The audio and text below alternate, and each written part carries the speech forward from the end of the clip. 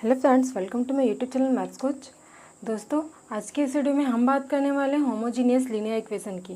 ठीक है, इससे पहले वीडियो में मैंने दोस्तों आपको नॉन होमोजीनियस लीनियर इक्वेशंस के बारे में बता दिया है, तो आप इस वीडियो को देखने से पहले मेरा वो पिछले वीडियो जाकर जरूर देख ले। दोस्तों, मैं यहाँ पे होमोजीनियस लीनियर इक्वेशन को नॉन होमोजीनियस लीनियर इक्वेशन से कंपेयर करते हुए आपको समझाऊंगी, ताकि इसके सारे कॉन्सेप्ट आपको इजीली क्लियर हो जाए। साथ ही साथ नॉन होमोजीनियस और होमोजीनियस दोनों में आपको डिफरेंस पता चल जाए।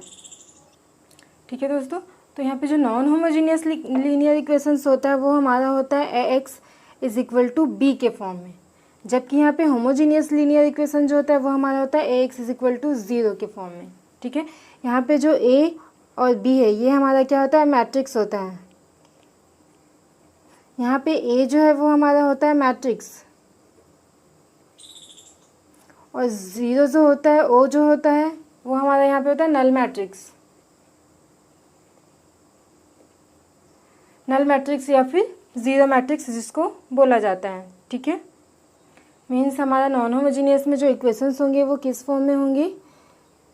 जैसे एग्जांपल अगर मैं लेती हूँ तो 2x plus Y is equal to 6, या फिर 2x plus 4y plus 3z is equal to 7, इस फॉर्म में होंगे।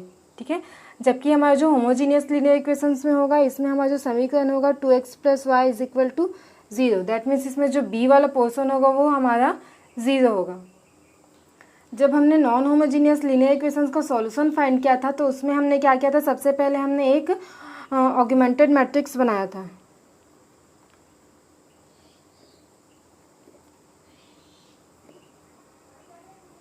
ऑगमेंटेड मैट्रिक्स किस प्रकार बनाया था, ये। ठीक है, और इसका फिर सॉल्यूशन जब हमने फाइंड किया था तो हमने क्या किया था, इसका सॉल्यूशन जो डिपेंड किया था वो हमारा rank of A and rank of augmented matrix A B, इन दोनों के रैंक पे इसका सॉल्यूशन डिपेंड हुआ था। ठीक है, तो इस किस प्रकार डिपेंड हुआ था, इसमें हमारा दो केस बना हुआ था। फर्स्ट केस हो सकता है कि दोनों का रैंक जो क्या है इक्वल हो, है ना। हमारा मैट्रिक्स ए का रैंक और हमारा ऑगमेंटेड मैट्रिक्स ए बी दोनों का रैंक इक्वल था, या तो फिर दोनों का रैंक अनइक्वल हो सकता था। ठीक है, अगर यहाँ पे मैं बात करूँ इस केस में, नॉन होमोजीनियस लीनियर के केस में, अगर यहाँ पे मैं किसकी बात करूँ, ऑगमेंटेड मैट्रिक्स की, तो यहाँ पे हमारा ऑगमेंटेड मैट्रिक्स पॉसिबल है क्या, that means A into B.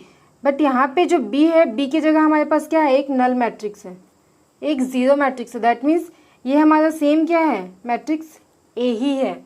जो ऑगमेंटेड मैट्रिक्स है वो मैट्रिक्स ए के ही बराबर हो जाएगा इस केस में, क्योंकि यहाँ पे हमारे पास बी की जगह हमको मिला है नल मैट्रिक्स 0 मैट्रिक्स, है ना।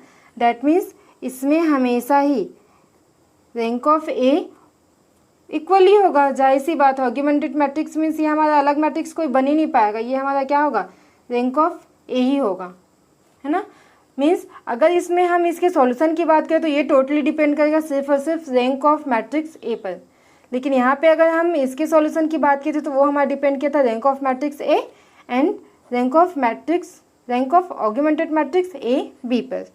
ठीक है, अब अगर हम बात करें सॉल्यूशन की, तो इसमें मैंने बोला कि दो केस हो सकता है, या तो फिर ये दोनों का रैंक इक्वल हो सकता है, या तो फिर दोनों का रैंक अनइक्वल हो गया। ठीक है, अगर इक्वल हुआ तो हम बोलेंगे कि ये जो मैट्रिक्स है वो क्या है, हमारा कंसिस्टेंट है। कंसिस्टेंट है मीन्स ये हमारा क्या है, सतत है।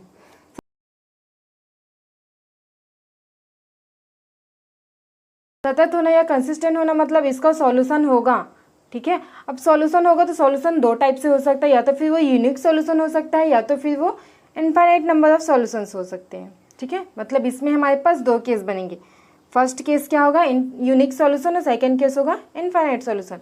अगर मान लो ये दोनों का रैंक इक्वल तो है, और ये किसके बराबर है, एन क्या है, इस जो इक्वेशन में यूज होने वाले नंबर ऑफ वेरिएबल्स एन क्या है हमारा, एन है हमारा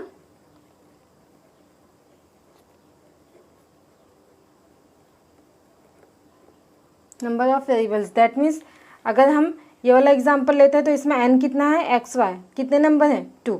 ठीक है, यहाँ पे हमारा नंबर ऑफ वेरिएबल्स कितना है, 1 2 3। ठीक है, इस प्रकार n जो होता है वो हमारा नंबर ऑफ वेरिएबल्स है। अगर हमको दोनों का रैंक इक्वल मिलता है और वो जो है वो हमारे नंबर ऑफ वेरिएबल्स के बराबर है, इस केस में हमको मिलेगा इस मैट्रिक्स का यूनिक सॉल्यूशन।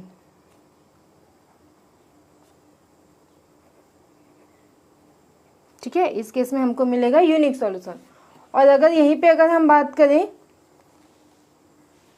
कि रैंक ऑफ ए और rank of A augmented matrix B, ये दोनों बराबर है, बट ये जो है क्या है, लेस देन एन है। मतलब इनका रैंक तो समान है लेकिन वो क्या है, जो नंबर ऑफ वेरिएबल्स है उससे कम है।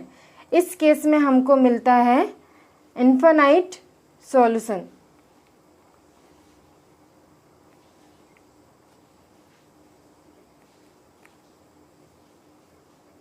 ठीक है, ये हमारा 2 केस हो गया, जब इक्वल है या कंसिस्टेंट है, सतत है, तब की बात है। ठीक है, और अगर हमारा ये देखा था हमने सेकंड, फर्स्ट में इक्वल हो सकता है दोनों का रैंक, और सेकंड में हमने बोला कि अगर दोनों का रैंक इक्वल नहीं है, मतलब रैंक ऑफ ए और rank of augmented matrix A B, अगर दोनों का रैंक इक्वल नहीं है तब हम बोलेंगे कि ये कंसिस्टेंट नहीं है। इस केस में हमारा क्या होता था, कंसिस्टेंट नहीं है। नहीं है दैट मीन्स ये हमारा क्या है, सतत नहीं है। सतत नहीं है, सतत नहीं है मीन्स असतत हो गया ये हमारा, है ना। मतलब इसका जो होगा कंसिस्टेंट नहीं है, मतलब सीधी सी बात है, हमको इसका कोई भी सॉल्यूशन प्राप्त नहीं होगा। ठीक है, इसमें हमको कोई भी हल नहीं होगा। ये हमने बात किया था नॉन होमोजीनियस के लिए। अगर इसी को हम सेम देखते हैं होमोजीनियस के लिए, ठीक है, तो इसमें देखो, इसमें क्या बोला था मैंने, मैट्रिक्स ए और ऑगमेंटेड मैट्रिक्स ए दोनों का रैंक हमेशा क्या होगा, इक्वल होगा, क्योंकि ऑगमेंटेड मैट्रिक्स हमारा वही मैट्रिक्स बनेगा, क्योंकि यहाँ पे बी की जगह हमको 0 मैट्रिक्स मिला, तो 0 से हम कोई चेंज नहीं होगा, हमको वही मैट्रिक्स ए ही मिलेगा। इसलिए इसमें हमारा फर्स्ट केस तो बन जाएगा, है ना, first case that means rank of A, और ये तो इक्वल ही होगा, है ना। इसका जो सेकेंड टॉपिक है, सेकेंड केस है, दोनों का रैंक मतलब मैट्रिक्स ए का रैंक और ऑगमेंटेड मैट्रिक्स ए बी का रैंक इक्वल नहीं है। इसमें ऐसा पॉसिबल है क्या, नहीं, इसमें हमारा कंसिस्टेंट नहीं है वाला टर्म हो ही नहीं सकता इसमें, मतलब ये सेकेंड केस हमारा पॉसिबल नहीं हो सकता। इसलिए हम बोलते हैं कि ये जो होमोजीनियस लीनियर इक्वेशन है वो हमेशा कंसिस्टेंट होता है, ऑलवेज कंसिस्टेंट होता है। ठीक है, तो इसलिए ये डिपेंड करता है, सिर्फ फर्स्ट वाला केस हमारे यहाँ पे लागू होगा, दैट मीन्स या तो फिर number of rank of matrix ए का मान या तो फिर n के बराबर होगा, मीन्स नंबर ऑफ वेरिएबल्स के बराबर होगा। अगर हमको इक्वल मिलता है, मतलब आव्यूह ए का रैंक जो है हमको n के इक्वल मिलता है, दैट मीन्स हम बोलेंगे यहाँ पे हमको यूनिक सॉल्यूशन मिलेगा।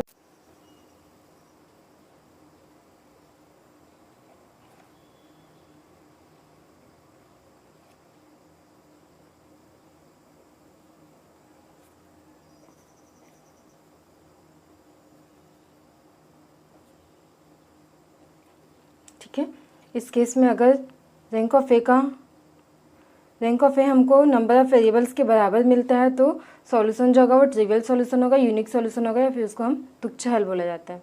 ठीक है, दैट मीन्स इस केस में सिर्फ नॉन होमोजीनियस के केस में ट्रिवियल सॉल्यूशन मीन्स होता है हमारा एक्स वाई जेड, जो भी हमारे पास जितने भी नंबर ऑफ वेरिएबल्स है सबकी वैल्यू हमको 0 मिल जाएगी। ठीक है, ये हमारा ट्रिवियल सॉल्यूशन, मतलब एकमात्र सॉल्यूशन यही होगा कि हमको जितने भी उसमें वेरिएबल्स यूज हुए हैं सबका मान हमको क्या मिल जाएगा, 0 हो गया। ठीक है, और इसी के अंदर जो सेकेंड कंडीशन हमारा बना था क्या, rank of A is less than N. ठीक है, दैट मीन्स यहाँ पे सेकेंड कंडीशन हमको क्या मिल जाएगा, if rank of A is less than N, मतलब ए का जो रैंक होगा वो हमारा नंबर ऑफ वेरिएबल से कम में होगा, नंबर ऑफ वेरिएबल से कम होगा, तब इस केस में हमको क्या होगा, इनफाइनाइट सॉल्यूशन मिलेंगे। इसमें क्या होंगे, हमको इनफाइनाइट सॉल्यूशन मिलेंगे। ठीक है, और वो सॉल्यूशन में हमको क्या करना होगा, मान लिया मैंने मतलब ए का रैंक मान लो मुझको कितना मिल गया है, m मिल गया है ना, ए का रैंक माना मैंने m मिला, जो कि क्या है, इस n से छोटा है। ठीक, तो यहाँ पे जब हम इसको सॉल्यूशन निकालेंगे तो हमको n बड़ा है m छोटा है, n माइनस m वेरिएबल्स जो होंगे, n माइनस m वेरिएबल्स को हमको सेलेक्ट करना होगा। ठीक है, n माइनस m वेरिएबल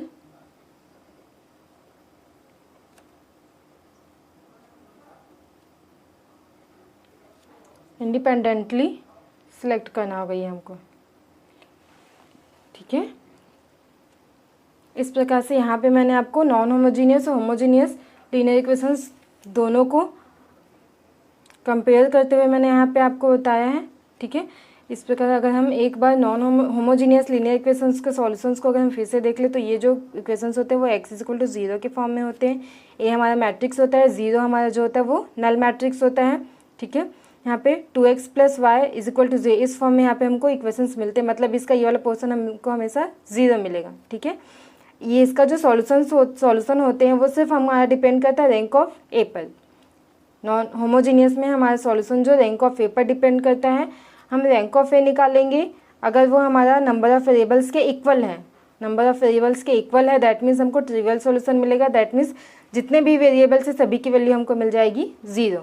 ठीक है, सेकेंड केस होगा इसमें रैंक ऑफ ए अगर हमको less than number of variables, मतलब जितने भी नंबर ऑफ वेरिएबल्स में यूज़ हुए उससे अगर हमको कम मिलता है तब हमको यहाँ पे इन्फिनिट सॉल्यूशन मिलेगा। और वो सॉल्यूशंस में, उन सॉल्यूशन में हमको क्या करना होगा, मान लो जैसे कि जितने भी वेरिएबल हैं उसमें जितना रैंक है उसको हम माइनस कर देते हैं, वेरिएबल्स में हम रैंक को माइनस कर देंगे और इतने वेरिएबल्स को हमको इंडिपेंडेंटली सेलेक्ट करना पड़ेगा, मतलब इतने वेरिएबल्स की वैल्यू हमको वहाँ पे इंडिपेंडेंटली रखना होगा। ठीक है, चलिए इसको हम क्वेश्चंस के एग्जांपल्स के थ्रू समझते हैं। चलिए दोस्तों, क्वेश्चन सॉल्व करते इससे पहले मैं आपको बता देना चाहती हूँ कि system of homogeneous linear equations is always consistent, संगत होते हैं। ठीक है, इससे पहले जो अभी मैंने आपको डिस्क्राइब किया है दोस्तों, उसमें मैंने कंसिस्टेंट का मीनिंग यहाँ पे सतत लिख दिया है। ठीक है, उसको आप थोड़ा सा सुधार कर लीजिए, मेरे से मिस्टेक हो गया है। कंसिस्टेंट मीन्स होता है संगत, संगत और असंगत होता है। ठीक है, मैंने वहाँ पे सतत लिख दिया है, सतत की जगह आप लिख लीजिए यहाँ पे संगत। ठीक है, अब जैसे कि यहाँ पे लिखा है होमोजीनियस लीनियर इक्वेशंस हमेशा क्या होता है, संगत होता है, मतलब हमेशा उसको सॉल्यूशन मिलता है, क्योंकि हमारे पास सेकंड केस नहीं बन पाता। कौन सा केस, कि रैंक ऑफ ए और rank of augmented matrix A B is not equal, दोनों इक्वल नहीं है ना, तो वो केस तो हमारा बनता ही नहीं है, क्योंकि हमारे पास तो ए का रैंक और ऑर्ग्यूमेंटेड मैट्रिक्स, तो हमारा ऑर्ग्यूमेंटेड मैट्रिक्स हम अलग से बना ही नहीं पाते। ठीक है, इसलिए वो हमेशा क्या होता है, उसका हमेशा सॉल्यूशन होता है, हमेशा वो कंसिस्टेंट होता है। ठीक, चलिए फ्रेंड, यहाँ पे मैंने एक क्वेश्चन लिया है। ठीक है, ये हमारा होमोजीनियस लीनियर इक्वेशन पे बेस्ड क्वेश्चन है, इसको हमको सॉल्व करना है। तो ठीक है, सबसे पहले हम इसको x इज इक्वल टू 0 के फॉर्म में है ये हमारा। दैट मीन्स अगर यहाँ पे हम मैट्रिक्स ए बनाते हैं, ठीक है, तो ए हमको क्या प्राप्त होगा, 2 3 -1 -1। ठीक है, 4 -6 -2 2,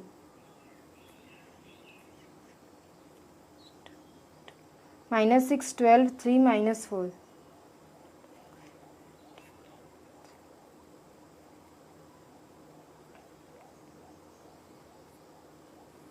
ये हमको मैट्रिक्स ए प्राप्त हुआ है। ठीक है, अब इस मैट्रिक्स ए को हमको एसएलएन फॉर्म में चेंज करना है, एसएलएन फॉर्म में चेंज करना है। दैट मीन्स हमको इस नीचे दो के इस नीचे पोर्शन को हम 0 करने की कोशिश करेंगे, साथ ही साथ इस नीचे के रो को भी हम 0 करने की कोशिश करेंगे। ठीक है, इसको अगर आप साइड में लिखो तो W वेरिएबल्स को साइड में लिखना है, W X Y Z। यहाँ पे नंबर ऑफ वेरिएबल्स हमारे पास कितने हैं, 4 हैं। ठीक है, ये तो आपका क्या है, नल मैट्रिक्स, 0 मैट्रिक्स हो गया। ठीक, इसको हम एसएलएन रूप में परिवर्तित करने की कोशिश करते हैं, तो हमको यहाँ 0 करना है, यहाँ 0 करना है। ठीक, मैं क्या करूँगी, यहाँ पे इसमें 2 का इंटू करके इसमें माइनस कर दूँगी, है ना। दैट मीन्स मैं R2 में काम करूँगी, क्या करूँगी मैं, R2 में माइनस करना है R1 को, लेकिन 2 का इंटू करके। ठीक है, फिर साथ ही साथ में इसमें क्या कर दूँगी, इसको भी मुझे 0 करना है, तो मैं क्या करूँगी, इसमें 3 का गुणा करूँगी और इसमें ऐड कर दूँगी, ठीक है। दैट मीन्स मैं R3 में काम करूँगी, क्या करूँगी मैं R3 में जोड़ दूँगी किसको, R1 को, और किसका 3 का गुणा करके, ताकि ये दोनों भी हमारा क्या हो जाए 0 हो जाए, ठीक है। ये दोनों काम कर लेते हैं। चलो तो A हमको क्या मिल जाएगा, ये जो है फर्स्ट हम सेम लिखते हैं, ठीक है। 4 माइनस 2 इंटू 2 कितना हो जाएगा 4, ये हो जाएगा आपका 0। माइनस 6 कितना हो जाएगा आपका -12। माइनस 2 प्लस 2 ये हो जाएगा आपका 0। यहाँ पे 2 प्लस 2 प्लस 2 यहाँ पे आपका हो गया 4, ठीक है। इसी प्रकार से हम इसको भी कर लेते हैं। ये वाला केस हम क्या करेंगे, -6 और ये +6, ये हो गया हमारा 0। 12 हमको 3 का इंटू करना है, जोड़ना है, 3 का इंटू कर दो, इसमें हो जाएगा 9। 12 + 9 21, ठीक है। उसके बाद क्या करना है हमको, 3 - 3 ये हो जाएगा आपका 0। देन -4 ये हो जाएगा -3। -4 - 3 हो गया आपका -7।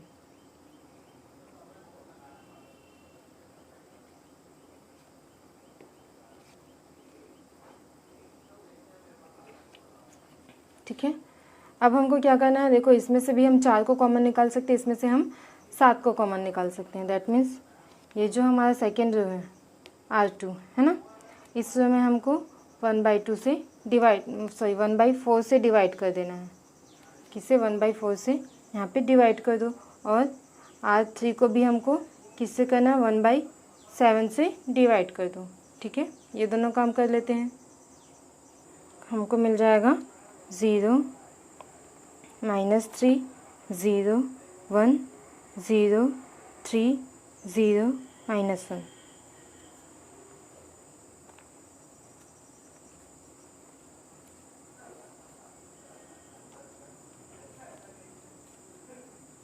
ठीक है। इस प्रकार से अगर हमको ये नीचे वाले रो को 0 करना है टोटली, तो हम क्या करेंगे, अगर इस रो थर्ड रो में हम सेकंड रो को जोड़ देंगे तो ये 3 - 3 0 -1 + 1 0 हो जाएगा, ठीक है। दैट मीन्स हमको R3 में काम करना है, R3 में हमको R2 को जोड़ देना है, ठीक है।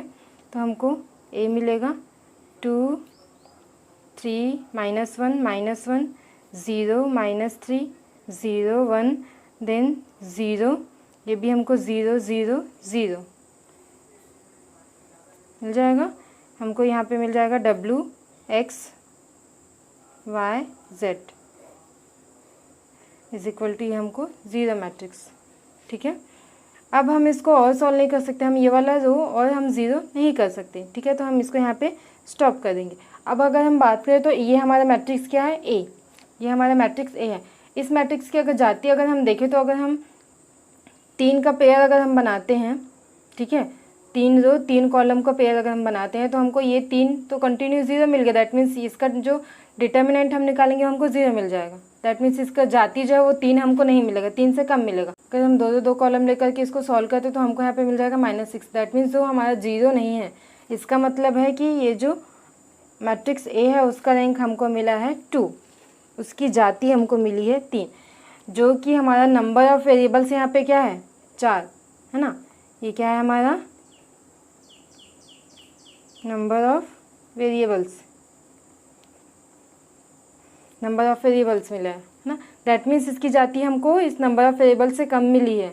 इसका मतलब ये हमारा सेकेंड केस बना है जिसमें हमको पता चला है कि इस इक्वेशन का जो सॉल्यूशन होगा वो हमारा होगा इनफाइनाइट सॉल्यूशन, जिसमें से हमको 4 - 2 है ना, जिसमें से हमको 4 - 2 दैट मीन्स 2 वेरिएबल्स को हमको इंडिपेंडेंटली सिलेक्ट करना होगा। 2 वेरिएबल का मान हमको स्वयं से ही रखना होगा, ठीक है। अब चलो सॉल्यूशन कैसे निकालते हैं। अब हम इसको जो हम इक्वेशन फॉर्म में चेंज कर लेते हैं, मतलब 2W + 3X - Y - Z, इसको लिख लो आप 2W + 3 का गुणा x के साथ 3x हो गया -y - z = 0, और सेकेंड इक्वेशन बनेगा -3, ये x के साथ होगा है ना, सेकेंड पे है, और ये जो है आपका last Z is equal to 0।